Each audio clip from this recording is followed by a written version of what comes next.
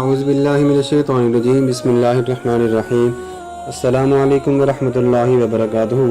जी मोहतरम सामीन, कैसे हैं आप सब? उम्मीद करते हैं कि आप अल्लाह ताला के फजल व करम से ठीक ठाक होंगे और खुश होंगे। आज एक नई वीडियो लेकर आपकी खिदमत में हाज़िर हुए हैं और आज की वीडियो का टॉपिक है हमारा तारिक बिन ज़ियाद। जी हाँ दोस्तों, तारिक बिन ज़ियाद के बारे में आपने इससे पहले भी बहुत सारी बातें सुनी होंगी, लेकिन इस वीडियो सीरीज़ में हम तारिक बिन ज़ियाद की मुकम्मल सवाने हयात को 5 से 6 एक साथ में बयान करेंगे। उम्मीद करते हैं कि आपको हमारी ये वीडियो, ये काविश तारिक बिन ज़ियाद के बारे में ज़रूर पसंद आएगी।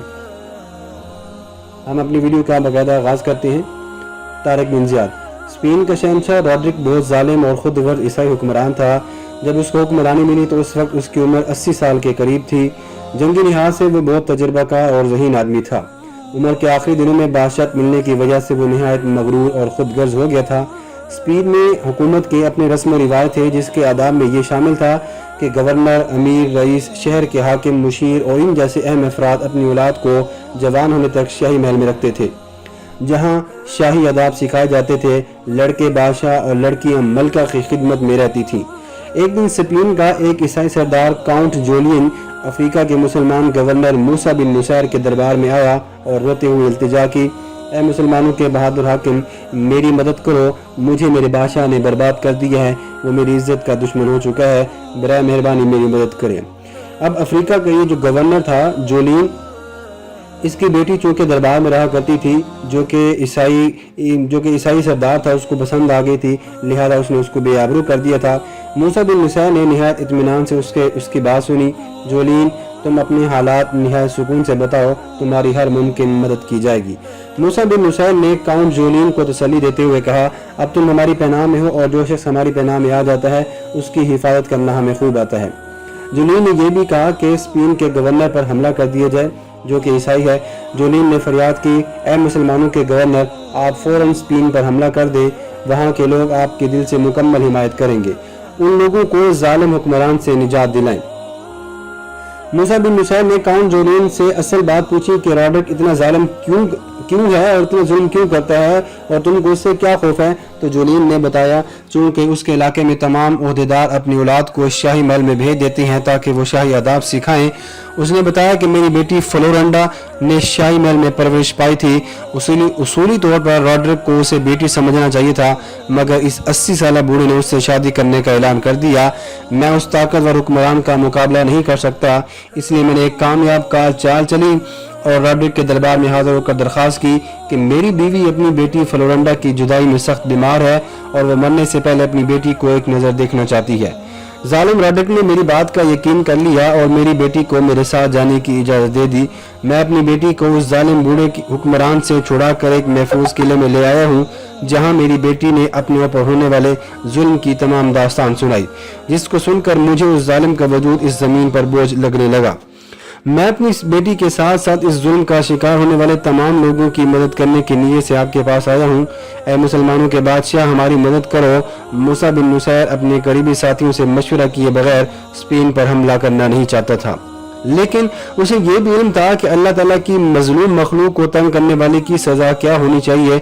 इसलिए मूसा बिन नुसैर ने अपने करीबी साथियों से मशवरा करके दरबार खिलाफत की तरफ एक तेज रफ्तार कासिद भेजा ताकि वो जंग की इजाज़त लेकर फौरन वापस आ जाए। काउंट जोलियन ने मूसा बिन नुसैर को यह भी यकीन दहानी कराई कि अगर मुसलमानों ने स्पेन पर हमला किया तो वो किला सब्ता की चाबी मुसलमानों को दे देगा। किला सब्ता बहुत अहम किला था, इसको यूरोप की चाबी भी कहा जाता है। यह किला इतना मजबूत था कि इसकी दीवारों को भारी से भारी वजनी भी कोई नुकसान नहीं पहुंचा सकता था। मूसा बिन नुसैर ने काउंट जोलियन को हर मुमकिन तावन की यकीन दहानी करवाई और दरबार खिलाफत में रवाना किए हुए कासिद की वापसी का इंतजार करने लगा। उस वक्त वलीद बिन अब्दुल मलिक मुसलमानों के खलीफा थे। मूसा बिन नुसैर ने अपने खास बंदों को स्पेन के हालात जानने के लिए भी भेजा था ताकि काउंट जोलियन की बातों की सच्चाई मालूम हो सके। अगर स्पेन के हालात वाकई खराब हैं तो फिर भरपूर तैयारी के साथ स्पेन पर हमला किया जाना चाहिए। इस तरह इस्लाम को स्पेन तक फैलाया जा सकता है और जालिम के जुल्म का शिकार मजबूर लोग भी निजात पा लेंगे। स्पेन पर कई 100 साल तक किसी ने हमला नहीं किया था। स्पेन के हुक्मरान समझते थे कि उनके पास ऐसी ताकत है जिसकी वजह से कोई भी उन पर हमला करने का सोच नहीं सकता। फिर वहाँ की आबो हवा भी कुछ ऐसी थी कि गैर मुल्कियों को रास नहीं आती थी, इसलिए स्पेन पर हमला करने की किसी को भी ज़रूरत नहीं थी। لہذا اسپین کے لوگ خود کو غیر ملکی حملے سے محفوظ سمجھتے تھے اور دفاعی انتظامات پر کوئی خاص توجہ بھی نہیں دیتے تھے۔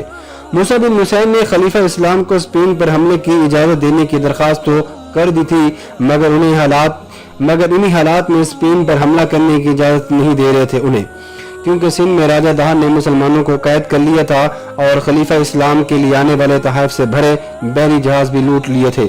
راجہ دہر سے مقابلہ کرنے کے لیے ان دنوں میں محمد بن قاسم کی سربراہی میں اسلامی فوج دمشق سے سندھ روانہ ہو چکی تھی، اس لیے موسیٰ بن نصیر کے دل میں خیال آیا کہ خلیفہ اسلام اسپین پر حملہ کرنے کی اجازت نہیں دیں گے، مگر جب خلیفہ اسلام کو ساری صورتحال کا علم ہوا تو انہوں نے جواب دیا، مظلوم کی حمایت کرنا ہمارا دینی فریضہ ہے، کاؤنٹ جولین نے ہم سے مدد طلب کی ہے، اس لیے اس کی مدد ضرور کی جائے گی۔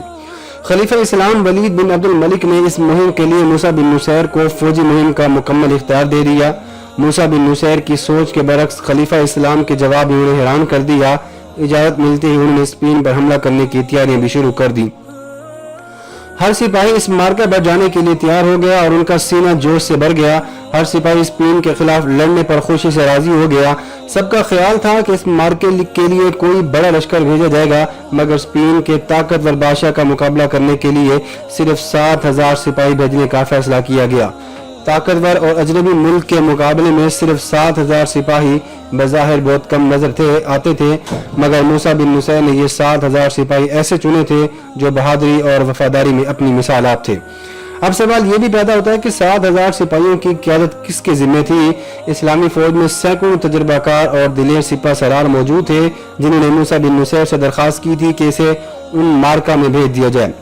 خود ان کا سگا بیٹا اس موقع پر سالاری کا امیدوار تھا، مگر موسیٰ بن نصیر نے اس موقع پر ایسا فیصلہ کیا جو تاریخ میں انوکھا فیصلہ تھا۔ انہوں نے اسپین کو فتح کرنے کے لیے 7,000 سپاہیوں کے لشکر کا قائد ایک ایسے شخص کو بنایا جو نو مسلم، بربر اور آزاد کردہ غلام تھا۔ وہ غلام خود اس فیصلے پر حیران رہ گیا۔ اس خوش نصیب انسان کا نام تھا طارق بن زیاد۔ سب لوگ اس فیصلے پر حیران تھے کیونکہ موسیٰ بن نصیر نے اپنے سگے بیٹے پر اس نو مسلم آزاد کردہ غلام کو ترجیح دی تھی۔ بے شک اسلام میں انسانی وقار کی یہ لاجواب مثال تھی۔ موسیٰ بن نصیر نے طارق بن زیاد کے نائب کا عہدہ مغیث رومی کو دیا جو عمر میں طارق بن زیاد سے بڑے اور خاندانی مسلمان تھے۔ انہیں اندازہ تھا کہ طارق بن زیاد کی نظر بہت بلند اور مستقل مزاج ہے۔ طارق بن زیاد نے سپہ سالاری ملنے پر اللہ تعالیٰ کی بارگاہ میں دعا کی، اے مالک دو جہاں، مجھے ہمت اور توفیق عطا فرما، جو ذمہ داری مجھے دی گئی ہے اس کو پورا کرنے کی ہمت دے، آمین۔ طارق بن زیاد کو اسپین پہنچنے کے لیے سمندر پار کرنا تھا۔ تمام سپاہی اپنے سپہ سالار کی قیادت میں سمندر کا سینہ چیرتے ہوئے منزل کی طرف روانہ ہو گئے۔ اسپین کے ساحل پر جہاں لشکر نے پڑاؤ کیا اس پہاڑی کا نام جبل الطارق پڑ گیا، جس کو انگریزی میں جبلاٹر بھی کہتے ہیں۔ اسپین کی طرف سفر کرنے سے پہلے طارق بن زیاد کو ایک مبارک خواب دکھائی دیا جس میں نبی اکرم صلی اللہ علیہ وسلم نے اسپین کو فتح کرنے کی بشارت بھی دی تھی۔ یہ 5 رجب 52 ہجری کا دن تھا جب اسلامی فوج اسپین کے ساحل پر اتری۔ اس وقت بحری جہاز نہیں ہوتے تھے، صرف بحری کشتی ہوا کرتی تھی۔ جب اسلامی لشکر اسپین کے ساحل پر اترا تو طارق بن زیاد نے ایمان افروز خطاب کیا اور کہا، ابھی وقت ہے، میں تم لوگوں کو اچھی طرح غور و فکر کرنے کا موقع دیتا ہوں۔ میں تم سب کو بتا دوں کہ یہ کوئی معمولی مہم نہیں ہے، ہم یہاں پر اجنبی ہیں، یہاں کے راستوں کا ہمیں علم نہیں ہے، ہر طرف مختلف مشکلات پیش آ سکتی ہیں، ہم تعداد میں بہت کم ہیں جبکہ عیسائیوں کے پاس بھاری جنگی سامان ہے، میں تم پر کوئی سختی نہیں کرتا، اچھی طرح سے سوچ لو اور فیصلہ کر لو، ابھی بھی وقت ہے، تم میں سے جو واپس جانا چاہتا ہے وہ چلا جائے۔ اسلامی لشکر ایمانی جذبے سے بھرپور تھا، ارادے مضبوط تھے۔ طارق بن زیاد نے اپنے سپاہیوں کا حوصلہ بلند دیکھا تو اس نے شجاعت اور حکمت کی انمول مثال قائم کی۔ لشکر اسلامی کے سپہ سالار نے نہایت حوصلے سے حکم دیا کہ جن کشتیوں پر سوار ہو کر ہم یہاں آئے ہیں ان سب کو آگ لگا دی جائے۔ اسلامی لشکر نے اپنے سپہ سالار کے حکم پر کسی بھی قسم کا اعتراض نہ کیا اور فوراً تمام کشتیوں کو آگ لگا دی۔ دیکھتے ہی دیکھتے تمام کشتیاں جل کر راکھ بن کر سمندر کے پانی میں ڈوب گئی۔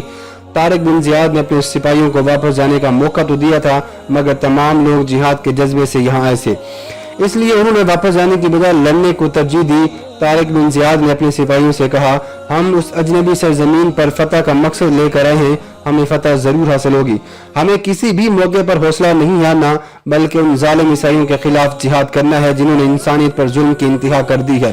مظلوموں پر ظلم کے پہاڑ توڑ دیے ہیں۔ انشاءاللہ یہاں فتح حاصل کرنے میں اللہ تعالیٰ بھی ہماری مدد فرمائے گا۔ ہم نے واپسی کے تمام راستے اور ذریعے بند کر دیے ہیں۔ اپنے سپہ سالار کا خطاب سن کر اسلامی لشکر کے سپاہیوں کو ایک نیا ولولہ اور جذبہ ملا۔ آج کی ویڈیو یہیں تک ہے۔ اگلی ویڈیو میں ہم اس سے آگے چلیں گے کہ طارق بن زیاد کے سپاہیوں نے جنگ کیسے لڑی اور طارق بن زیاد کو فتح ہوئی یا شکست۔ مزید ویڈیوز کے لیے ہمارے چینل کو ضرور سبسکرائب کیجیے گا۔ اپنا بہت سارا خیال رکھیے گا۔ اللہ حافظ۔